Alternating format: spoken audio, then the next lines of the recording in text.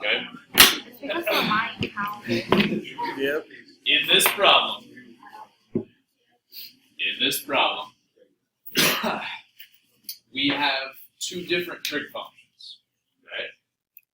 We are not able to, and nothing is even being squared, so I can't solve this as a quadratic, as it is right now, like we just looked at, right? If we have something, a situation like this, what we want to do is square both sides of the equation. Square this, and square this. So on my left side here, I would end up with 3 cosine squared.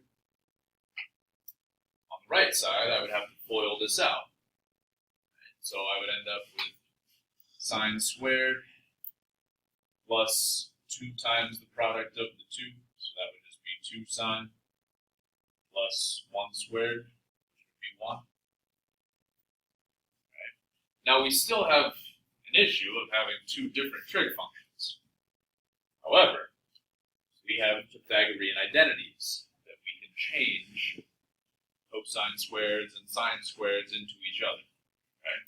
So since I have a sine squared and a sine, I'm probably going to want to turn everything into sine in this equation.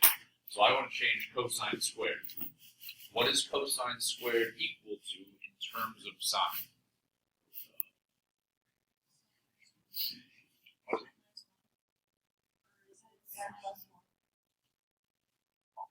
Almost.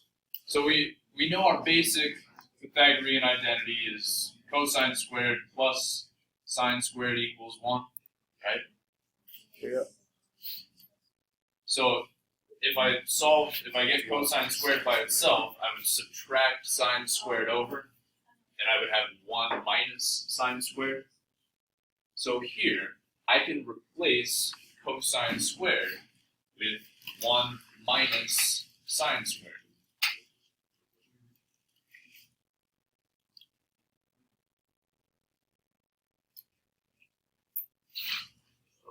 Okay.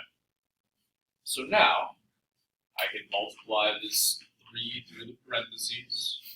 I'll end up with 3 minus 3 sine squared.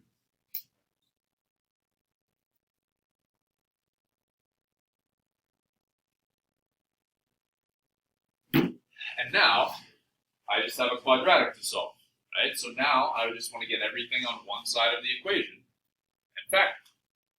So, I can add my 3 sine squared over and subtract the 3. So if I do that, I'm going to do both of those at once. If I add my 3 sine squared over, I would end up with 4 sine squared plus 2 sine. And then if I'm subtracting this 3 over, minus 2, and we just x factor. Right? So now it becomes a problem like what we just did. So we could actually make this problem slightly simpler by dividing everything by 2. Okay? So we could make this 2 sine squared plus sine minus 1. Okay, and then x factor. But I mean, you don't have to do that step. Okay? You could just x factor right from here. So I'm looking for 2 numbers that multiply to -2, add to 1. So what numbers would multiply to -2 and add to +1? To a -1.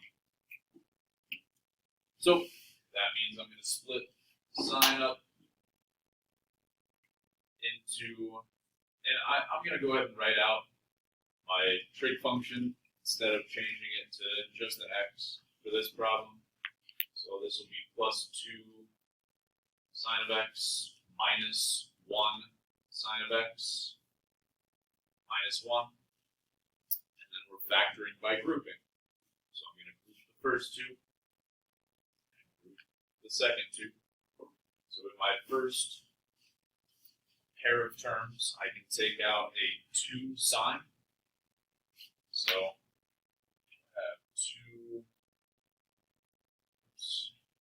sine of x times, and I would be left with just sine here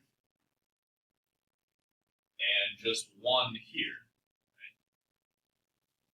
And then if I do the same thing over here, I can take out a -1, and I would be left with sine of x plus 1. So that my final factored form would be 2 sine of x minus 1 times sine of x plus 1. And now I can take each of those factors and individually set them equal to 0. So do that over here.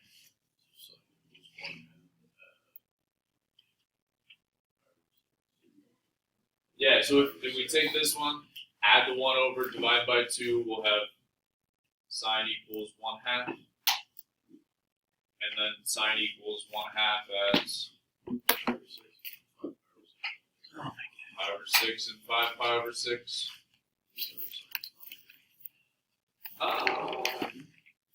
That's it.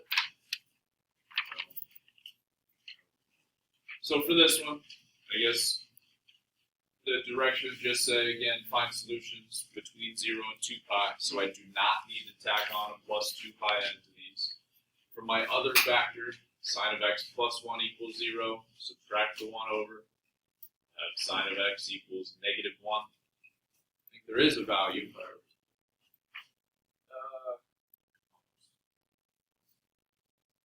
Pi over 2 would be where sine is positive. 3 pi over 2. So 3 pi over 2 would be our only answer for this factor, because that's the only place on the unit circle where sine is -1. So for this problem, we get 3 solutions. Pi over 6, 5 pi over 6, and 3 pi over 2. However, there's one more step for a problem like this. If we square both sides of an equation, we could end up with extraneous solutions. Right? That's good pencil drop there.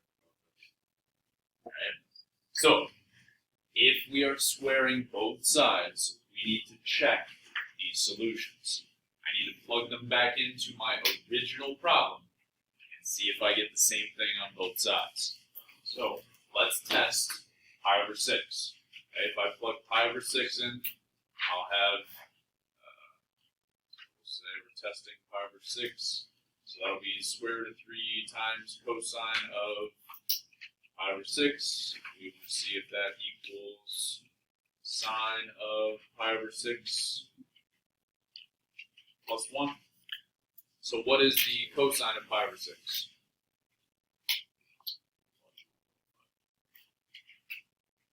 The cosine of pi over 6 is 1.5.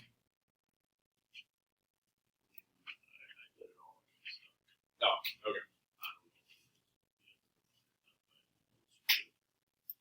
So cosine of pi over 6 is the square root of 3 over 2, right? So we would have square root of 3 times square root of 3 over 2. So square root of 3 times the square root of 3 would just be 3. So 3 over 2 is 1.5. Then here, sine of pi over 6 plus 1 is 1.5 or 1.5. So that works. Pi over 6 is a good answer. Let's test 5 pi over 6. So we'll have the square root of 3 times cosine of 5 pi over 6. We will see if that equals sine of 5 pi over 6 plus 1. So what is the cosine of 5 pi over 6? On the unit circle, right, we just want to say what's the x value at 5 pi over 6.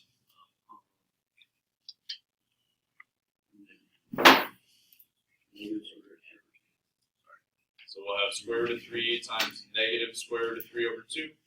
We want to see if that's equal to sine of 5 pi over 6 plus 1. I think sine of 5 pi over 6 is positive 1/2. Oops, I didn't mean to write that again. That's right, positive 1/2. So here, we'll have square root of 3 times negative square root of 3. That would be negative 3 over 2. So this side will be negative 1.5. This side will be positive 1.5. Those are not equal. 5 pi over 6 is an extraneous solution. Alright. And then our final one, 3 pi over 2. Let's test that. So square root of 3 times cosine of 3 pi over 2 equals sine of 3 pi over 2 plus 1. So what's the cosine of 3 pi over 2?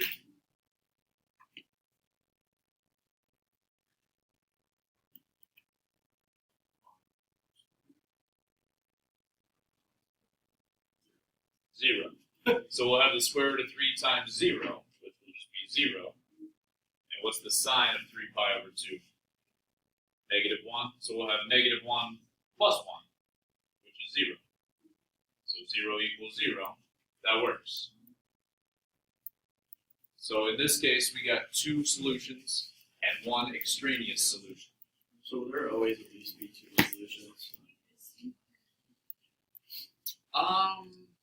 No, not necessarily. There won't always be at least 2 solutions. Other questions on something like this? Okay, so this was a long problem. We had to use a lot of different ideas here. Okay, we had to first square both sides, then use a Pythagorean identity, then factor, then use our unit circle to get those values, and then test to see if those actually worked. How differently do you write it if you have to do plus 2 pi to the end? So if it just said find all solutions, then our answers would be x equals pi over 6 plus 2 pi n, and x equals 3 pi over 2. But then to test it, you'd still just plug in pi over 6. Because pi over 6 isn't true. Then 2 pi and plus pi over 6 is going to be true. Exactly, yeah. So to test, we would still just be testing these 3 values. Yeah. So 5 pi over 6 did work. Would you also write that one out as plus 2 pi n? Yeah. I guess that's good then. Other questions on something like this?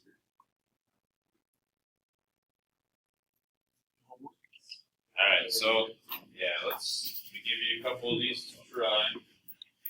I'd be fine with 2. 2. Yeah. That's all I need. 3 at most. Yes. If you could keep that in mind.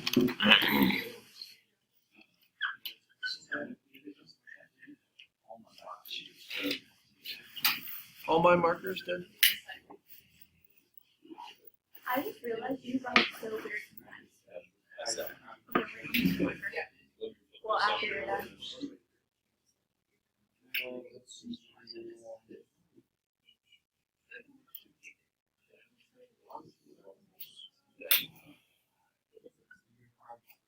What are you about to do with the marker?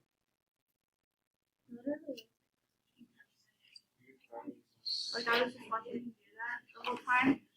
Like, I wasn't even watching him. I was watching him write sheets. That's how you do it. Yeah. Interesting.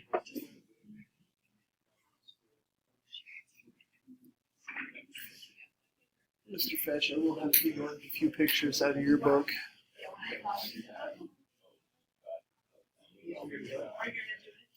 Alright, 3 problems. Yeah.